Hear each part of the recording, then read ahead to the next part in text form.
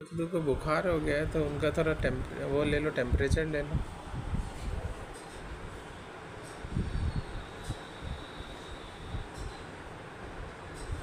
तो कितना टेम्परेचर आया? देखो। अरे बाप रे, इनको हॉस्पिटल ले जाना पड़ेगा। ले जाओ, कैसे ले जाओ? अच्छा पहले सुई लगा दो, पहले इनको इंजेक्शन लगा दो। इंजेक्शन लगा दो वाला। वही जो तुम लगाते हो हमेशा, वही वाला इंजेक्शन। हाँ हाँ, ये लगा। ओए, अरे ये लोग रो रहे हैं, कुछ टॉफ़ी दे दे इनको। किसको? टॉफ़ी खिला दो, वो रो रहे हैं ना मोटू पतलू। टॉफ़ी खिला दो।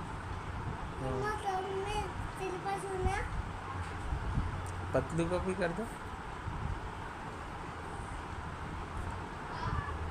खा लिया। अब ठीक हो गए। ठीक हो गया? अच्छा ठीक।